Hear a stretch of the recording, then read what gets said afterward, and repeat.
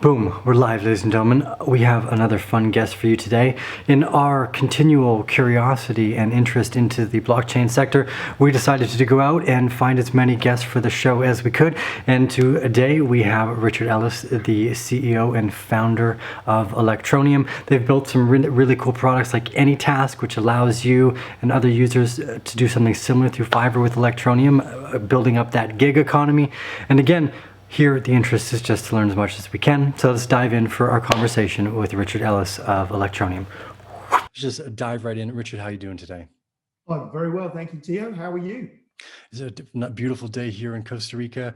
Now, let's just kind of cut to the chase. Fill us in on your background and how did you get here today? Yeah, I mean, in the old days, I probably would have made a joke about catching a number 7 bus or something, but of course now everybody's locked down, aren't they? Again, so I'm right where I normally am. But I've got a background in tech and 20 plus years, or crikey, set up a digital agency in the UK in 1996. That's still going strong. Then we developed a piece of software that we sold out to big brands, or still going and still being used by the likes of Unilever and Avon Cosmetics, Herbalife, all sorts of people. It protects their brand and does audit trailing and stuff. So I had a commercial team of coders that worked for me, and I was just right into the crypto space. So I had mining rigs scattered around and was playing around with crypto. And I just thought, you know what? I've got these guys. I was introducing them to crypto anyway, but it was so complex that I just thought, look, if we can get this thing working on a smartphone, if we get crypto onto smartphones, then this will be something that takes off and can change the world. It's not speculatively, not about just trading, but actually real world use, real world adoption by everyday people. So that's how I got into it in the first place, pretty much. So before we press record here, you and I were talking about Bitcoin maximalists and the kind of cult behavior that goes behind the technology that, it's good for what it does. It acts as a money. So what, we start about this. So what's the point of having something like Electroneum if we already have Bitcoin as our money? Yeah, well, look, there's nothing wrong with Bitcoin. I like Bitcoin, but when I say there's nothing wrong with it, fundamentally from a technological point of view, of course, it's got limited block size or fixed block sizes. You've got issues with how long it takes physically to take ownership once you've moved it on the blockchain. You're waiting for consensus and confirmations. There are just things that needed to be overcome. And, of course, we've got the Lightning Network, and we've got off-chain transaction vehicles, and we've got all sorts of other things that can make that work. So fundamentally, probably any cryptocurrency could be taken and turned into something that can be mass adopted. But from our perspective, when we were sitting there back in the day, there were a few things about cryptocurrency that we thought the end users are not going to be able to get their head around. And we did a few study groups, and one of the things that we did that was still unique in the crypto space for doing is we took all the decimal places off and shuffled them along. So there's a much bigger supply in whole units, but there's only 2 decimal places.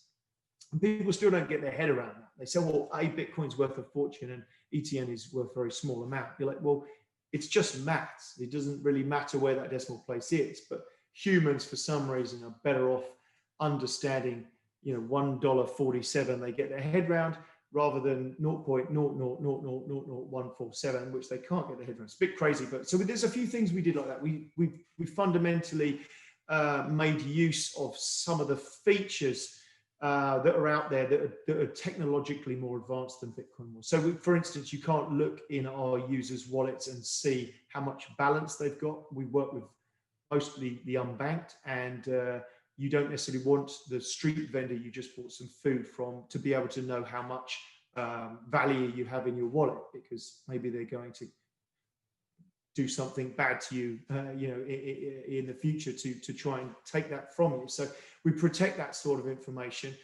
just like you'd be protected by the banks if you used a debit card. They wouldn't be able to look at what transactions you've done and how much money you have in the bank. Yeah, But there's a lot more. people Sorry. often overlook that idea too, that Bitcoin inherently is private when it's absolutely not. It's 100% transparent. You can go and find out whose wallets. I mean, even Ethereum too. Right now, there's like a list. We've got a list. We know who, like, oh, there's Vitalik Buterin's second wallet. We can see how much, what he's bought, when he bought it. There's all these features that allow us to see. Now, I appreciate some of this new, because the transparency is important. One of the big problems we've had with the monetary system is that we have no clue where the money has or will go, where this makes a much more open system. But you don't want that in all aspects of the user interface or how things are going, because it provides, people argue for, oh, not your coin, like not your what is it, not your keys, not your coins, right? Look, I've got friends that have hundreds of millions of dollars, and it's all under custodial management. It's not like they're walking around with all their capital in their pocket. So this idea of, if you're not holding it, it's not yours, is kind of we take that from the mentality of, if they're going to try to confiscate gold, or if there's a more, I guess, totalitarian type government. And then these things become more important. Privacy is one of them. So tell us a little bit about how the last, because I remember you guys launched, I think, in 2016 for Electroneum. Tell us how the last few years has gone, and how adoption for you guys has been going so far. Okay, well, it's been going very, very well. But just quickly to come back to your point that you were talking about with that, if it's not your keys, it's not your crypto. Of course, when that adage became something that was within the crypto space, it's a classic piece of crypto vernacular. That was when the only option was a private key pair. Now, of course, we've got multi-sig wallets, and we've got all sorts of other clever key management systems. So, if you only have your own keys, then there's nothing to stop someone coming up, sticking a gun up your hooter and saying, give it to me, whereas there are much cleverer systems now. So that whole idea of custodial, you can also work it so that they can't steal your crypto as well. So, there are much cleverer things around now. So the adage needs to be spread a little bit. But coming back to Electroneum, we probably started work on Electroneum, the idea, in 2016. We didn't actually launch until 2017. We did an ICO, a very fortuitous timing, more luck than judgment. Wish I could say I predicted it, but I didn't. But we launched in 2017 September. So our ICO exactly coincided with the crazy time of ICOs. We actually shut our ICO very early. We only did half the time that we were going to run. I think we ran for 4 weeks out of an 8-week ICO or something. It was crazy oversubscribed. We did $40 million US of ETN tokens sold in that period, and we've also kept our position in crypto. So we didn't cash it all out. So we're in an even better position now than we were in 2017. So and in terms of adoption, it's been a wild ride. We went down a heavy inflation path to start with, because we wanted to get a very wide and broad ownership of Electroneum. We had a big ICO. We still got to this day, we have the record for the most participants. We had just under 120,000 participants to the ICO, which I think is a record. Most ICOs were done by large holders, and ours was the exact opposite. It was very tiny. And then we went on to be getting millions of people that we gave some ETN to by this distribution method. We actually made a thing called a mobile miner. It didn't actually mine on a mobile, much as we wanted it to originally. We did play around with proof of work on a mobile phone and melted a few of those, but we just made an emulator. So you felt a little bit like you were involved. So every day you got this little tiny airdrop, and you got a little bit more ETN for being a participant. And we ran that for a good couple of years, and it drove us up to the sort of 3.5+ million user mark.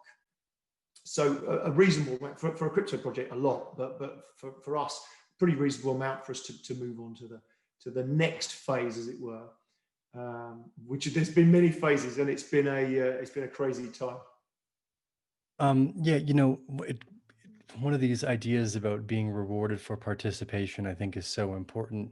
Well, for regulatory standards as well. And on another conversation, I would love to hear more about how it's been through the regulation process because of the raise and how that type of stuff goes. So, look, I'm not a maximalist. I currently believe that everybody should maybe even have almost their own currency. As a matter of fact, we have Bear as a rewards token for this reason, because I think in the future, circular economy between individuals is a lot more potent than people think. So right now, with the way Electroneum has been kind of growing its user base, where are you seeing the most activity in peer-to-peer transactions, and where's the most adoption taking place? It's all been largely viral growth. So when we were giving away ETN, but that was high inflation. We had 20% plus token inflation per annum, and we're actually now down to under 2% token inflation per annum. But we had a high inflation system, and we just pumped it out to everyone. And then we thought, let's just sit back and see who starts adopting it. And we saw, probably unsurprisingly, we saw South America, Africa, and Southeast Asia as probably the predominant users, with Brazil being a particular hotspot. So Brazil is still our highest user growth rate and highest user area geographically. And that was just literally a bit of viral growth that just happened. And then what we did is we said, right, okay, well, we've got these people. Let's just make sure we give them some way to give an underlying value to ETN. So it's all right if the street vendor wants some ETN, but ultimately someone at the time when we first launched, someone somewhere had to have an exchange account to be able to give the underlying value. So we wanted to get rid of that. So the very first people we went after were the airtime providers in South America. Now, as it happens, the first airtime provider we actually managed to do a deal with was in South Africa. It's not the easiest thing in the world to cut a deal with these people, but but eventually we got airtime provision, so you can buy airtime and data with ETN from our app in over 140 countries and with more than 500 mobile operators now, and that underlies the value of ETN for pretty much everyone who uses it. So anybody anywhere who's got some, you never have this situation where, because you're unbanked and you haven't got an exchange or a bank account, you never have a situation where you've got something that's useless to you. If let's say you've got $100 of ETN and you actually only spend $5 a month on airtimes, you might go, well, how are you ever going to cash that out?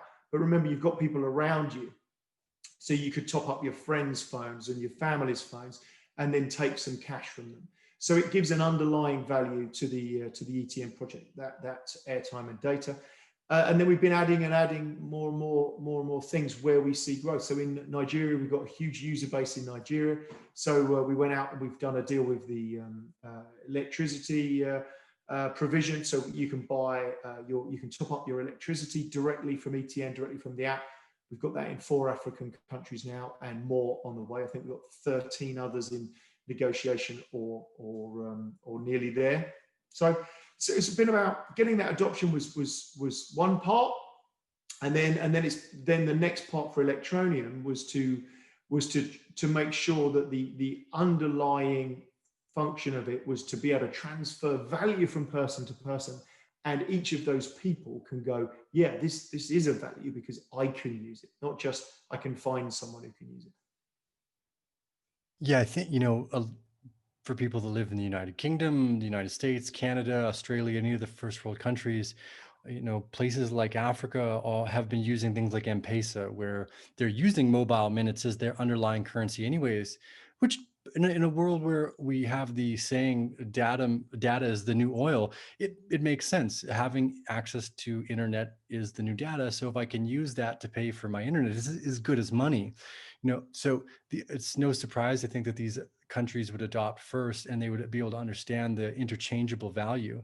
The fact that you guys have set it up so that you can use as payment rails for mobile minutes and electricity, I think is hugely important. Again, I'm not. Again, I'm under the faction that thinks that we need the free choice, right? I think if there's only one option of like, oh, you have to use Bitcoin, then we've totally missed the point of decentralization, which is the freedom to choose whatever the hell you want. If you want to use Litecoin, great. I'll take that too, because of the automated market maker, I think, is one of the coolest features we've had added to this ecosystem, because now you don't need Binance or Bittrex to list it. You just need someone who wants to provide both sides of the liquidity for that trade to show up, and now you can trade, which makes every currency tradable for every other currency effectively. So when you guys are going through these, are you aiming marketing strategies specifically at these countries to build adoption, or is a lot of it coming or I guess built organically through the people that are using it in these countries? Yeah, well, a bit of both. We've had some fun and games with that, because it's so difficult when you're working in emerging markets. For instance, we spent a lot of time. I flew to and fro to Cambodia a number of times, and our staff were flying to and fro to Cambodia. We were probably the very first cryptocurrency on the planet. In fact, we're probably still the only cryptocurrency that has a full-blown partnership with a mobile network operator. And the mobile network operator that's the largest in Cambodia is called Cellcard. Great team at Cellcard, very progressive. And what they want to do more than anything is they probably want to make money, so all corporates do. But they really are about the people. They want to give something back to the people. And so they were very, very interested in what we've got. But the legislation in these countries is really difficult. You'll be mid-deal when the legislation will change, or a new license will appear, and then you'll have to start virtually back again at the beginning. And we had the same thing in Ghana. We deliberately tried to drive a deal in Ghana, and that was moving forwards very well. And then the UK put Ghana on a list of countries that it believed were possible money laundering countries, and as such we had to provide a higher tier of KYC and AML, anti-money laundering, which basically precluded all of the poorest people in Ghana from being able to use the service, which is just ludicrous. And the regulatory environment drives me a bit nuts, actually, because we have set ourselves up to be a regulated cryptocurrency. Now, we are not a regulated cryptocurrency yet. No one in the UK is, but we are taking the first tentative steps of that. So we're going through the FCA, Financial Conduct Authority in the UK. We're going through the registration process right now. But the first tier of that is just that they oversee our AML system, our anti-money laundering system, and our KYC, know your customer system. But when you're trying to embrace regulation so that you can empower people, and what you see is a draconian law slam the door shut on someone who's maybe earning $2 a day. This person isn't a money launderer, and I understand the rule is there, but it's so broadly painted that what they're trying to do is catch someone who's running away with $500,000 or $10,000 or whatever it is, and yet the law catches these poor blighters that are just trying to enhance their lives and earn $20 here or $30 there extra, which kind of brings me on. We've got a platform called Anytask, this Freelancer Platform. So when we've targeted that, it's been at some countries where we know that the freelancing already operates quite a lot. So we looked at users of other freelance platforms, and we said, right, where do a lot of these people come from? And we've got a lot of people in Nigeria and Brazil still, but we've also started to see new territories like the Philippines and Bangladesh and places that we're seeing users from now. And that 3.5 million that I was talking about earlier was sort of that phase one growth. And since then, we're now seeing thousands of new users a week coming on via our freelancing platform that's powered by ETN. So that's quite a nice thing to see, that we moved forwards in one direction, and then we slowed that down, and then we're moving forwards, and that the growth is accelerating again in this freelance area. Yeah, it's one of the things that always confuses me is, one of the first times I was really sold on Bitcoin. I mean, the first time I bought Bitcoin is just because I was getting a discount on servers and we were using it for business to save me money. I was like, great, I'll buy this because it's going to save me a few extra $1,000 from half price on my servers. It's fantastic. But as I started to figure it out, it was always this story of helping the underbanked and the underserved that was the most attractive to me. I'm a Canadian citizen, and because of that, we have a privilege of ease of access to things like identification that we we take for granted, and we don't recognize the importance of what it means to if you don't have identification. You're not a person born in rural Ghana in a farm that can't afford identification, and really this this kind of tool set is designed to be cheap enough so that they can have a monetary system that's effective, secure, and doesn't need an upfront identification. There's a lot of people that are working on identification. I know Kiva is big into that with ID 2020 alongside Bill Gates and the UN, because we have, again, the privilege of, if I lose my passport and I just ask for another one, and the Canadian government's like, yeah, great, we remember you. But there's many countries in the world where if you lose your passport or your identification, you're done at that moment in terms of I thought becoming you had part a of the bleeping system machine, and I again. thought you were going to press a button and get a bleep for that. Yeah, I try to just mute myself. That's the key trick there, is that YouTube doesn't ding me for swearing, or I don't have to market the swearing video. But that always confused me, because even though we're focused on the technology, we're focused on the growth of the sector, we all like making money. Effectively, it's that 40% of the world that's unbanked and underserved that has the intellectual capital that's probably going to help ourselves pick ourselves up by the bootstraps here, because there's an enormous amount of wealth in those people.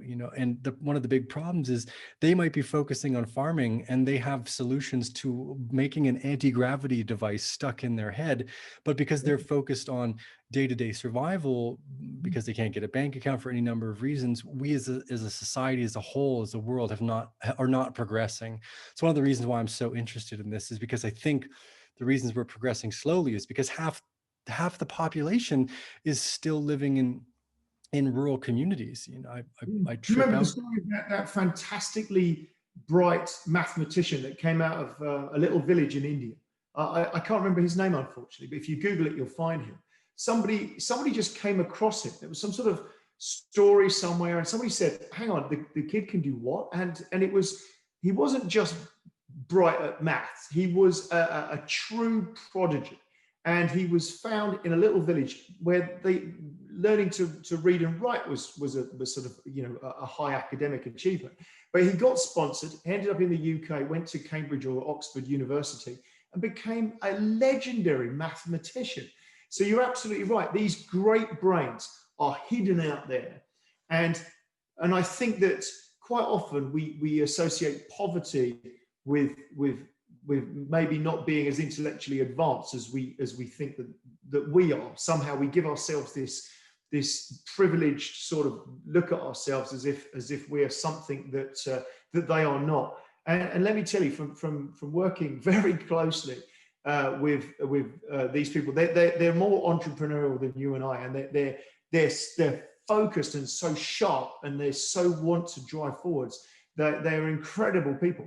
The platform that we've launched, which is kind of a showcase really for any big corporate to realize that there is a massive market out there, and they could be making money. But just take your greed and switch it up a gear and realize that there's 1 billion people plus that want to watch pay-per-view stuff. They want to watch Netflix, and they want to pay for it, but they don't have a Visa card. But if you can find another way to pay for it, these guys have got some money. They might not have fortunes, but when you've got a service that's $5 a month or something, they'll find the way. They'll find a way to do it.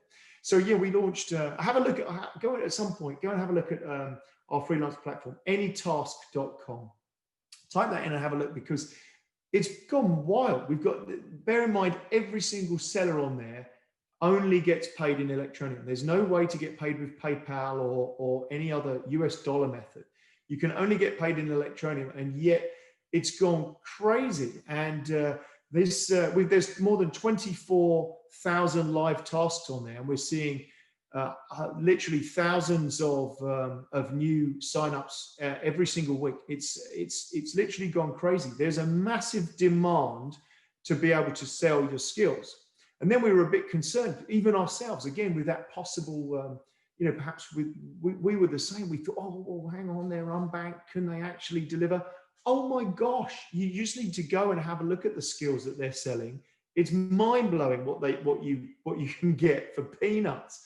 And so we're starting to see reviews coming back from people that are saying, oh my gosh, I'm paying a fraction of what I'm paying elsewhere, but I'm getting incredibly good results. So we are starting to unlock with cryptocurrency. And of course, we're talking about Electroneum here, but in general, cryptocurrency does this. Cryptocurrency unlocks the power of the whole world, and it empowers people globally to be able to get involved in that global digital economy.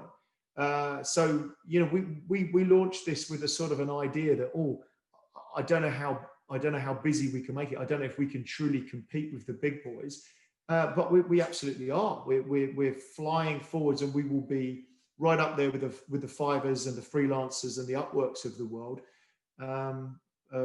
just because the demand is there. So it's an exciting project in itself.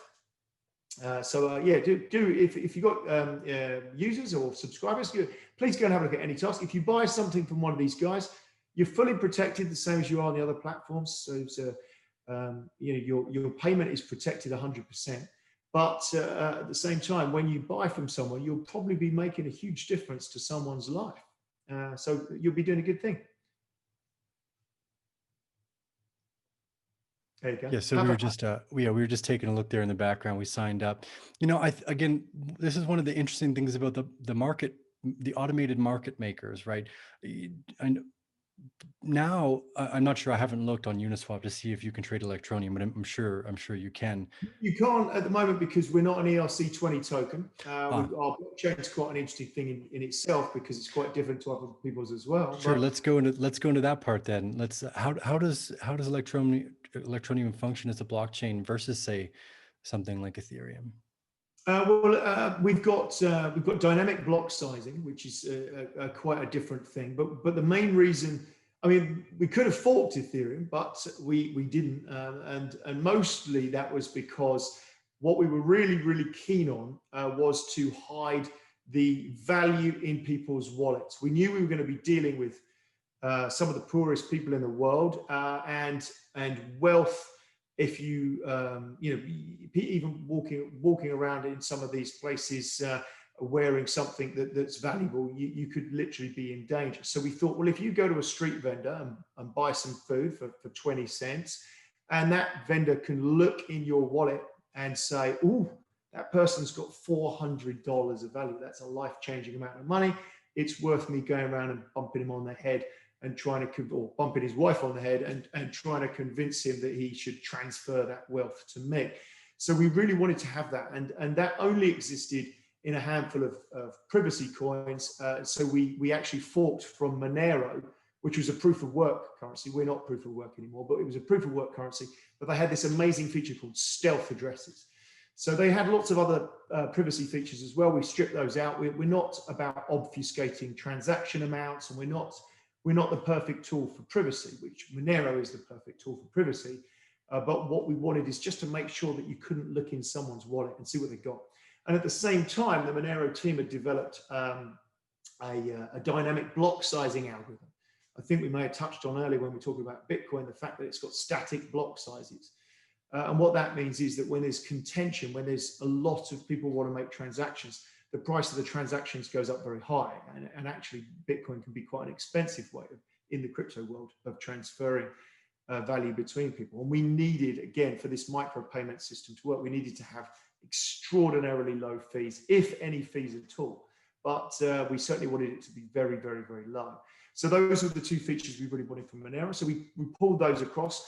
And then we changed our blockchain completely. We have got trusted validators, a bit like Ripple has, where Ripple has got universities and things. What we've done is we've gone down the NGO route. So we've got lots of non-governmental organizations that run our validating service for us and get some block reward for doing it. Do these adjustable block sizes change the security of the chain itself in any way? Does it compromise it? No, it doesn't compromise it at all. It's just an algorithm that says it's still a fee per kilobyte, etc. But what it does is it just looks at how big the last block was and how full it was, and says, right, well, the next block, we've only got one transaction. There's no point using a 250K block or a 50K block or whatever. We've only got half a kilobyte of data. Let's make the block size smaller, so that the block sizes start getting smaller algorithmically.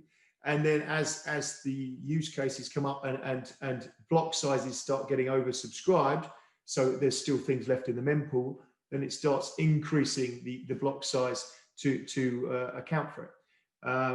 So it's not, there's no security implications. It's just a cleverer block sizing algorithm than was around in the Bitcoins of the world. Because of course, when we were looking at this 2016, there was Zcash, there were a few others that did some of the things we wanted, but the Monero team were just awesome bunch of coders, and so we really thought, let's adopt some of their technology, which we've done.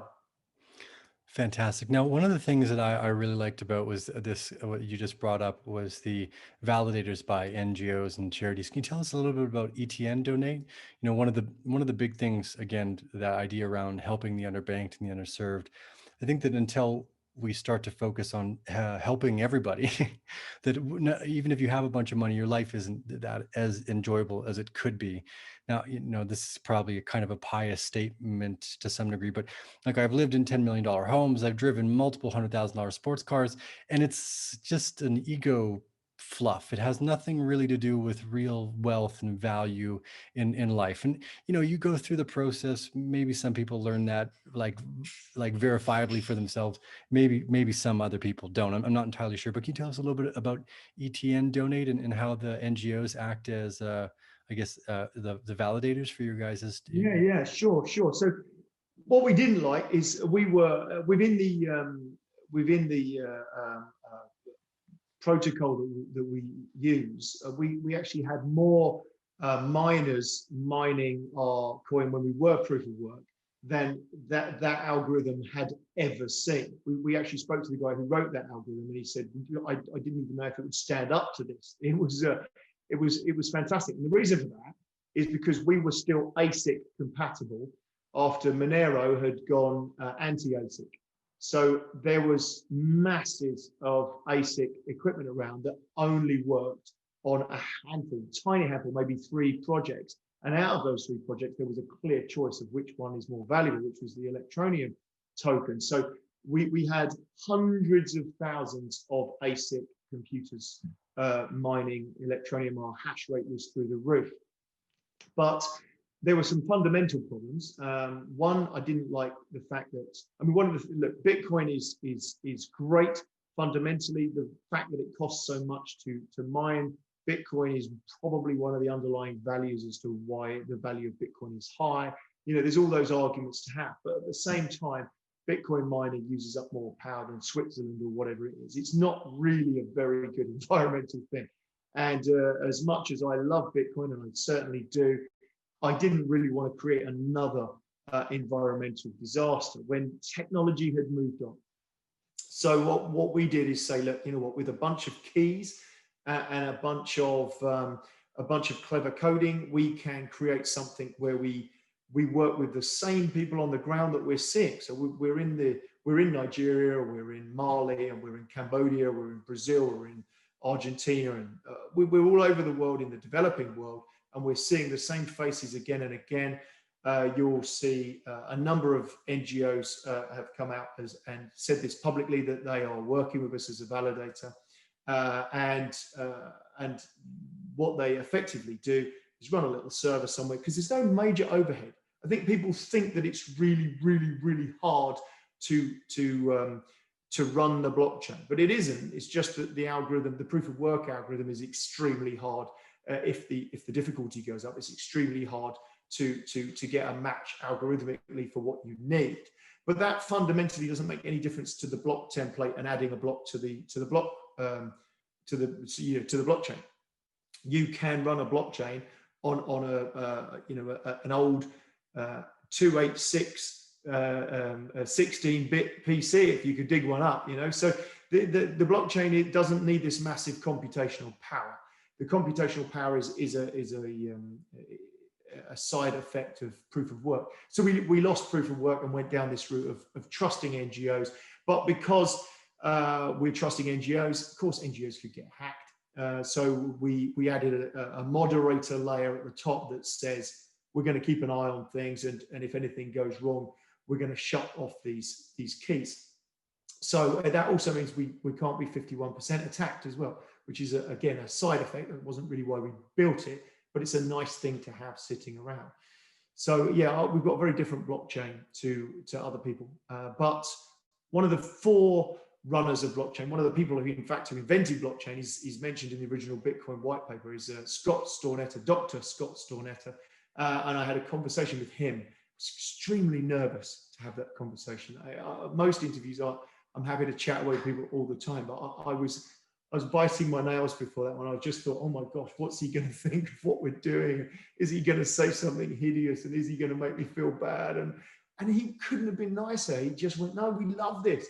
Innovation, that's what you've got to do. Everything, if it doesn't innovate, if you're not innovating, you're not moving forwards, then you're the dinosaurs. You know, you have to just keep going. So he loved what we were doing, and he loved the same thing you're saying. Trying to give something back to the people doesn't make us a charity. We're not a charity. We're a bloated capitalist pig sitting here. You know, it's a corporation that tries to make profit, but that's mostly because what I believe is that you can make the world a better place more sustainably if people, if it's a sustainable business. A profit-making business can give something back more than if you expect or rely purely on donations. So whilst that thing that you pulled up, ETN Donate, that is a pure donation site. Not everybody on there is one of our validators, and not all of our validators are on there.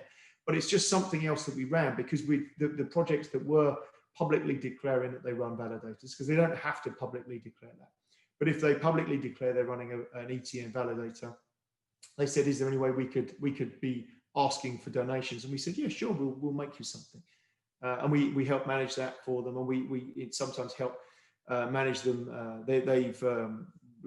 We had to teach them, you know, how crypto works, and teach them that it was something that's a good thing and a positive and empowering thing. So we've been really instrumental in teaching some people about crypto and what it can do.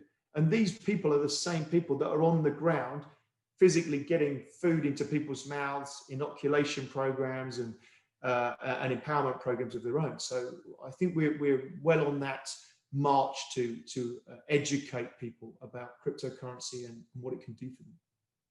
Yeah, it's always one of the weird parts about this sector is that you really want to support every type of innovation and person that's willing to experiment and potentially fail. Whereas here, it's actually been getting better the last few years, where people are much more open.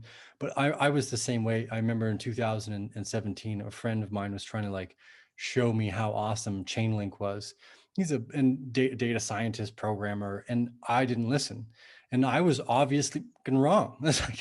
I was the person, because I wasn't able to open my mind to understand that there are other ways to innovate in the sector, to try new things, to do new things. And I think more importantly, to have a real mission behind what you're doing, you know, because that allows you to keep working even if things aren't going as productive or as lucrative as you would like in the first place. And it keeps people marching for your mission as well, instead of just that capitalist idea of we're going to go hand over fist to try to make more money for our shareholders. We've seen a big rise of B corporations and for good corporations, where they give away 30 to 40% of the company to be owned by these nonprofits or NGOs, so they have a seat at the table. And I think this wave of the future of capitalism is going to have this marriage between the nonprofit and the for-profit sector, because the nonprofit sector is total garbage. It's ineffective. You can't just keep giving money to causes and donating. But if you build a business that has a mission in its center to do those good things, you can now risk, you can raise a lot of money, you can spend years being unprofitable, and none of your donations or donators give a because that's normal business. It's one of the disheartening things is to see all these people that are interested in helping make the world a better place, but like, yeah, well, you will give you only $90,000 a year as a CEO for say a hunger charity. It's like, but I could accidentally go make $100,000 in a month. Why would I want to be the CEO for your medical charity? It doesn't make any sense. We've conflated with we've conflated frugality in the nonprofit sector as that's like an omen for good posture, when really what makes a business successful is their ability to go out and risk maybe not being profitable, to produce a new product and take these ideas in a new sector. So I'm always really happy to see that companies and especially the technology companies are starting to go down this line as well, and not just a donation, but making it a part of the core company mission to drive that. It's one of the reasons why I love DigiFox so much. Like one of the reasons why Nick invited me to become a part of their team was because let's put a mission behind everything that we're doing. That way, it's not just about making money. It's not just about the product. It's not just about our community. But when we're working together, when we're successful together, there's an end result that's tangible for someone that had nothing to do with what we were building. Yeah. Rich, I love this conversation. I'm really excited. I don't think we probably shouldn't go in too much longer, because I think we're like almost pretty close to an hour here. Some time. Yeah. But let's I'll for everyone that's interested, check out the links below. You'll be able to access the that anything gig place. What was it called? Any task. You can buy any task, any place, any time, any task, any task. Those will be down there. I think that's really cool as well. An integration of the front end facing product for people to use to be able to buy their minutes. It's brilliant. All the Electroneum links, the social, will be down below. And again, what I'm excited about here, I could never pick who's going to be successful or not. So my main goal is just to try to learn as much as possible. Because I learned my mistake back in 2017. Just because I don't know what something is doesn't mean I shouldn't look further. Yeah. So we've all got to educate ourselves all the time on things. I mean, if you don't educate yourself on things, you end up burned, if nothing else. And, people jumped into projects back in 2017 that were ludicrous, literally ludicrous. Anybody could have told you that you were going to lose your money. And you saw them have 20,000 participants and raise $3 million or something. It's just like, every single one's going to lose their money. It's so obvious. And then you had all these people on their Telegram group going, how can I have lost all my money? Just look at it. Just apply a little common sense. And the same thing goes the other way. You could look at projects. We were talking before about Avalanche and Polkadot. There are projects out there that will stand the test of time far better than some market participants. And that's how we are building Electroneum. We're building it to be a long-term participant in the crypto market, not one of these crazy fly-by-night crypto projects that's come and gone and all they're interested in is token price. We are, the token price is important to us because it's the underlying value that enables us to transfer value around the world for people. But ultimately, if you get something used, and we've got millions of users, hundreds of thousands of real world transactions. If you get something used and it's really operating and it's really making a difference and it's solved a problem, that's when you get massive adoption. And we might have 4 million users, but that's not the massive adoption I've got in my head. We want 40 million, then we want 400 million. We want huge adoption because it's out there to be had. And I think all of crypto, we're at the very beginning of this. We really are. And people, there are people out there that think Bitcoin's had its day or whatever. You just don't get it. We're 1985 in the mobile phone industry, and you saw what happened. Yeah, we've got a long ways to go ahead of us. I realized that this year that somehow we're even earlier now than we were in 2017, if that even makes sense. Richard, I've had. Pardon? The DeLorean effect from Back to the Future. Yeah, well, yeah, it's one of those weird things where it somehow has to do with time and the ability for people to understand what's going on, for the governments to continue to make failures that really highlight the need for this type of stuff.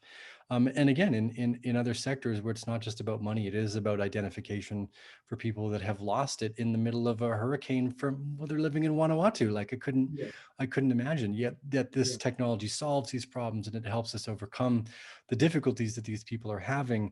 And that's where I think we're the most successful as a planet, is when we get the people those hidden mathematicians and those hidden physicists out in rural Ghana or India, wherever they might be, because there's an enormous amount of intellectual capital. I think we're probably on the verge of society over the next 10 or 20 years where even money might not have the value that we think it does today because of the ease of it to produce energy or to produce anything. So it's, such a fascinating time to be alive. I had a great conversation today with you, Richard.